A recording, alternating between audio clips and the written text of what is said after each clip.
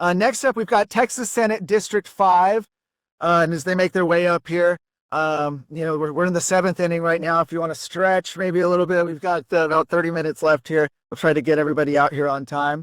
But we've got Larry Nance and Apollo Hernandez both running for Texas Senate District 5. And so, like everybody else, we'll start out with 2 minutes for introduction. Thank you. As you just said, my name's Larry Nance, running for the office of Texas Senate District 5. You can see that I thought enough of you, and so did Mr. Apollo think enough of you to be here. Your state representative's not here. He's someplace else. We don't know where. But I want to let you know that I want to be your senator. I have a master's degree in business administration, so I know how to manage business. I know how to take care of money and balance budgets. I'm married with 5 children. We've got 9 grandchildren, and we've got 4.5 great-grandchildren. The other half comes in June. And I guess the main thing that can show you that I could be able to do the job, I've been married for 61 years, so I know how to get along with people and get things done. And I can tell you that I want to work for you to reduce your property taxes. That's the number one thing on my list. And coupled with that is the appraisal district.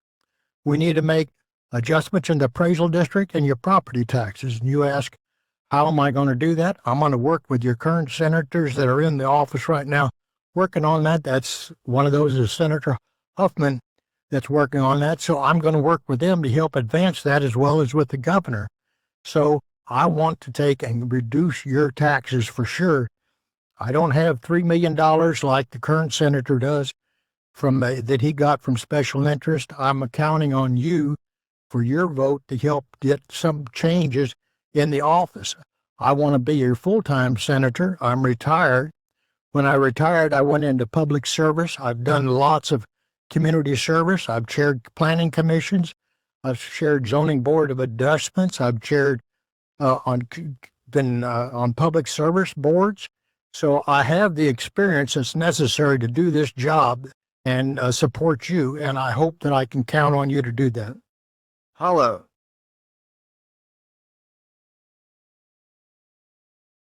Howdy all. Pleasure to be here. My name is Apollo Hernandez. I am running for Texas State Senate District 5. First, I'm going to take some of my time. It takes a lot of work to organize something like this. So I want to thank the Lost Pines Republican women and the Bastrop County Republicans for organizing this. It's really important to inform the voters of what's going on. So because I just did that, I'm going to let you know that I'm not a politician. I'm a former gunfighter. I'm a former, or actually I am a Marine. I served in a special operations capable unit as a reconnaissance Marine. I'm a multi-tour combat veteran. We don't have a single legislator in the Texas House or the Texas Senate that has a background like mine.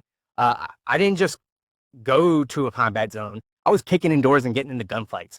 I was willing to put skin in the game to protect America, to protect our state, and I want to do that again. Again, I'm not a politician. I want to make Texas safe, strong, and affordable again. There's a lot of things that I have a feeling I'll probably get some questions about how I can do that. But it's really important that people go and show up to vote. The person that we've had in office, my opponent, I don't want to disparage him. I don't think personally anyone should be in the same seat for over a decade. Anyone that's been in the seat for over a decade needs to go. I also think that when you are in office, your job is to serve. You have to go out and be amongst the people and actually talk to the people and give them your time to be able to find out what's going wrong in your district. I think a lot of politicians, when they've been in office too long, they get comfortable working with special interests.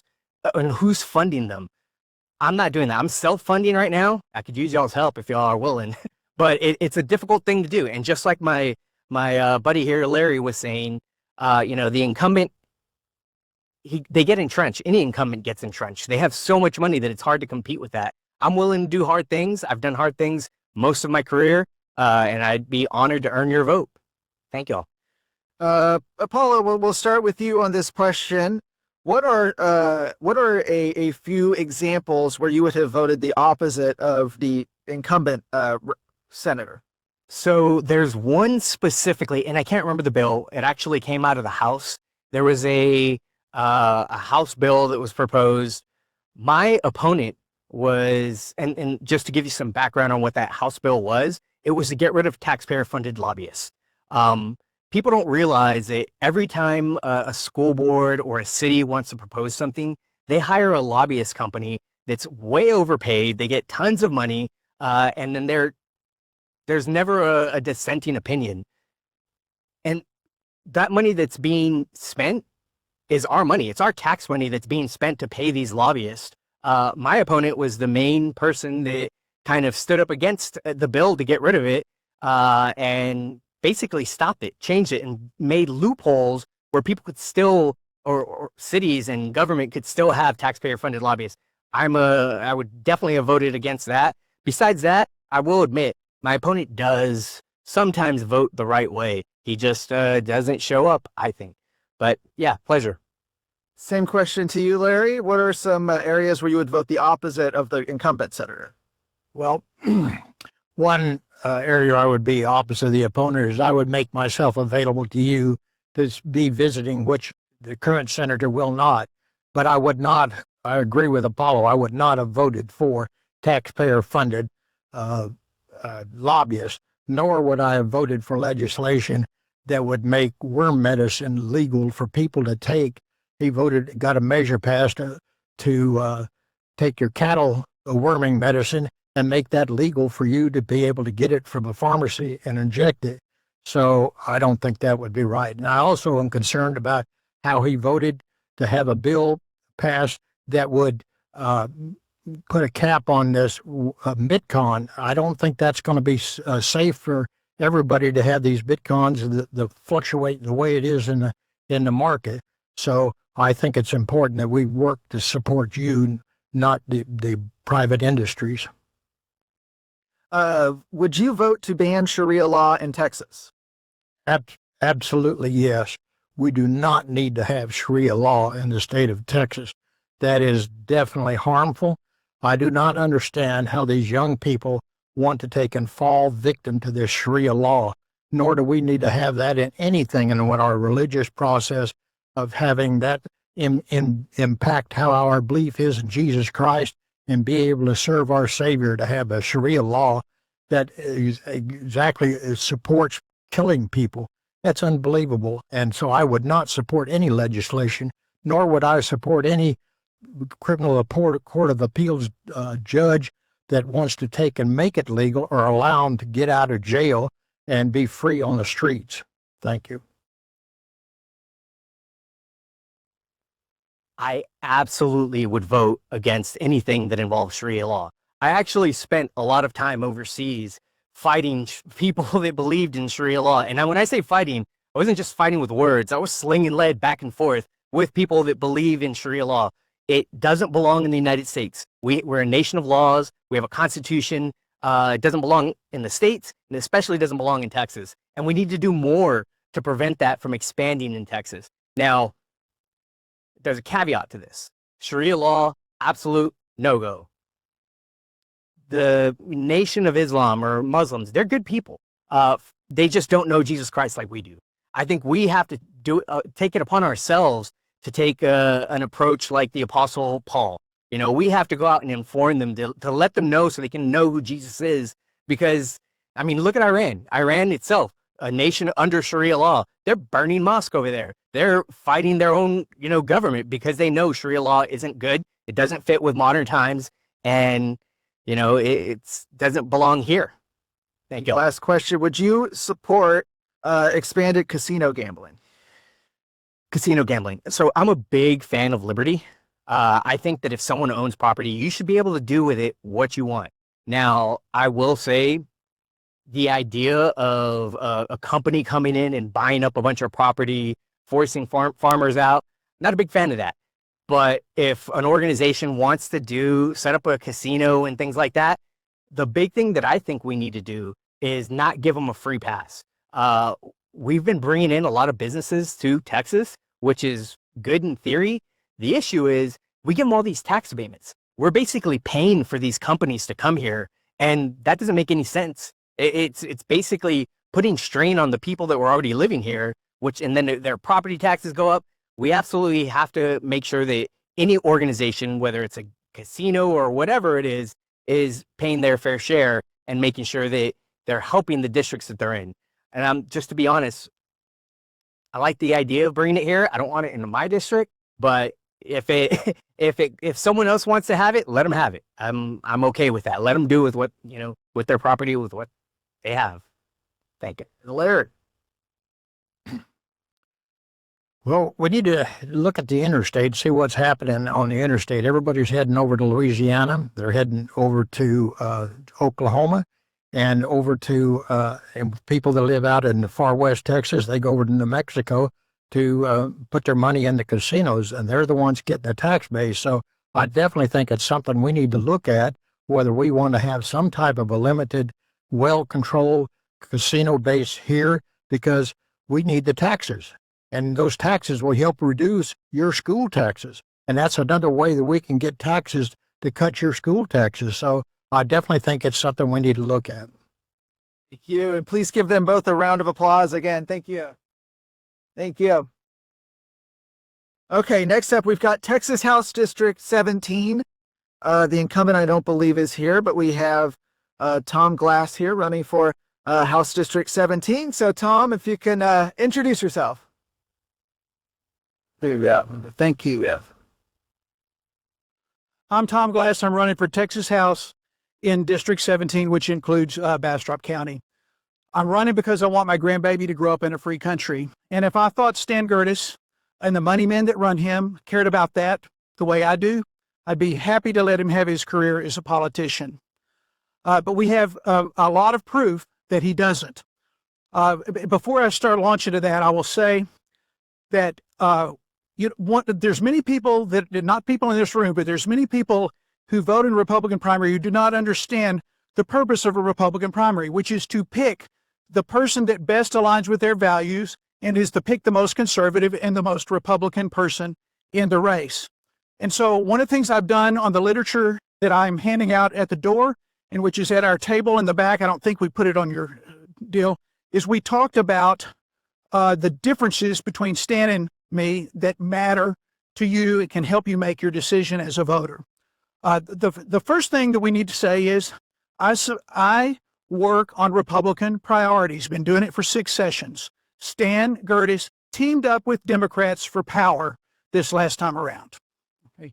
That alone should disqualify him. The Democrats are the very people trying to take away the freedom from my grandbabies, so it makes no sense whatsoever, if you care about that next generation, to be teaming up with the very guys that are trying to destroy them. The second thing is, I have had a career in business. Stan Gertis has never, am I getting 4 or 2 minutes? No, how much time do I have? I'm understanding that I had 4 minutes. Okay, good. So, all right, good. Thank you. Stan, I've had a career in business. Stan has, as an adult, has never earned a paycheck in the private sector. He's a career politician. I have more, and even though I've had more experience as a businessman, I have more legislative experience than Stan does. I've served as a volunteer for 6 sessions at the Capitol. Stan has only been there twice. And finally, I'm a public servant. Stan has proven that he is not. He's more and more bashing on people in Bastrop County, the Republican Party, our county commissioners, the city councils. To be able to want to be our wannabe master.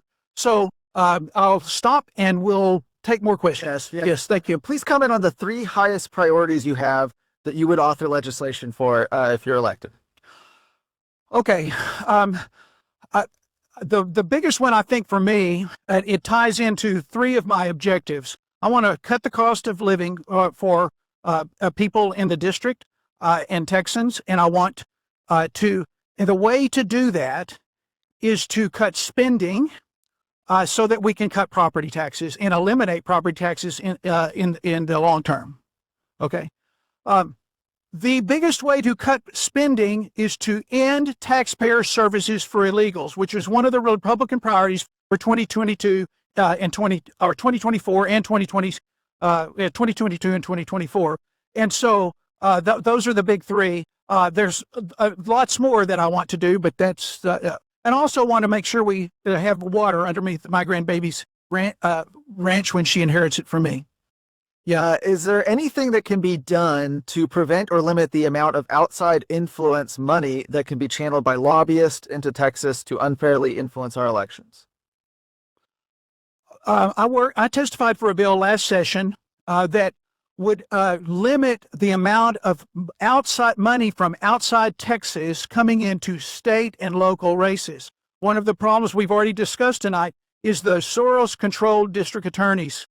We have lots of money point, and of course, Texas is the target for so many of the left that wants to turn Texas blue because they know if Texas falls, America falls. And so I want to limit funds that come in from outside the state to state and local races. Of course, I'm opposed to taxpayer-funded lobbying, which it was been a priority forever and ever. I testified for Mays Middleton's bill the first time he ever introduced it in the Texas House, and I said that I quoted Thomas Jefferson said that to force someone to pay for something which they find morally repugnant is sinful and tyrannical, and that's what taxpayer-funded lobbying is. Yes. Last question we got time for. You touched on it, but I'll give you a little more time to expand on it. Please comment on how you would ensure there is sufficient clean water to support the massive growth in Bastrop County. Okay. There's two issues. We need to end rule of capture, which is a system designed to drain our aquifers and to make sure that our posterity doesn't have water underneath us. To try to say that it is a right to take the water from underneath your neighbor is not a right, it is a taking. And we need to get that straight in the law of Texas.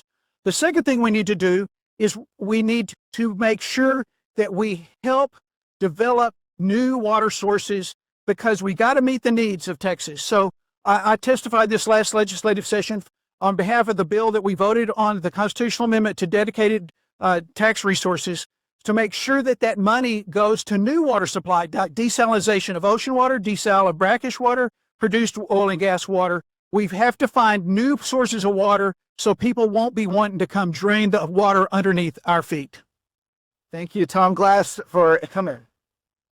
Appreciate it.